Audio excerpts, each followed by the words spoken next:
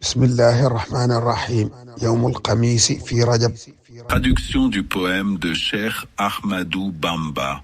Un jeudi du mois de Rajab. Yom al-Khamis fi Rajab. Ya muta'alliquna kunu mu'minin wa muslimina ta'atan wa muhsinin.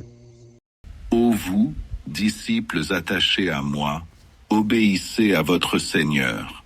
Soyez croyants, soumis et vertueux. واجهتكم بهذه النصيحة فلتقبلوها واقرأوا الفصيحة. Je vous adresse ce conseil sincère. Acceptez-le et méditez-en les paroles éloquentes.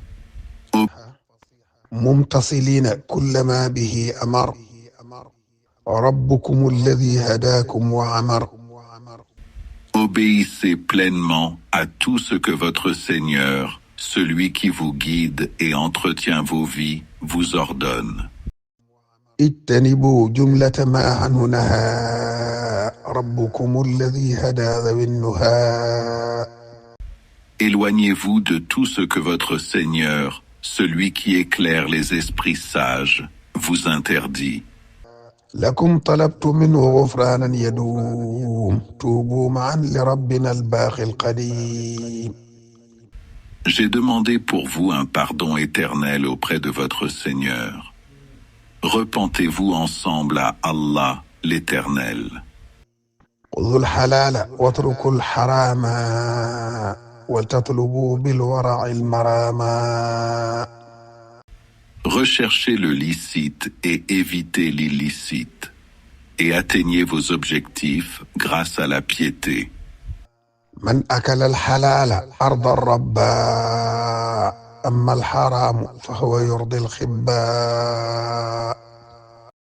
Celui qui se nourrit de licite satisfait son Seigneur, mais celui qui s'adonne à l'illicite satisfait le fourbe, Satan.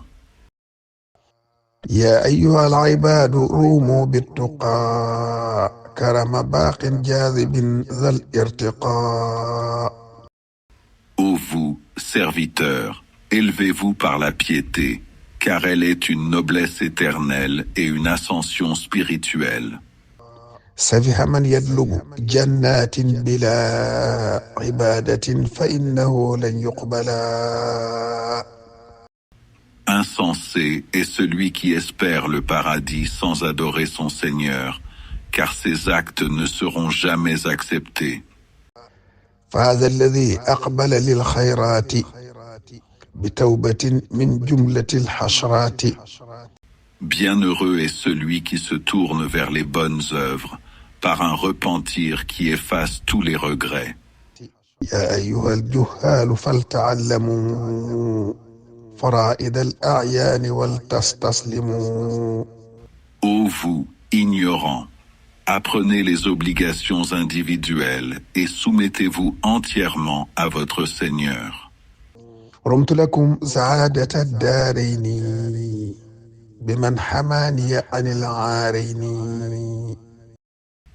J'ai souhaité pour vous le bonheur des deux mondes, grâce au prophète paix et salut sur lui, qui m'a préservé de la honte ici-bas et dans l'au-delà.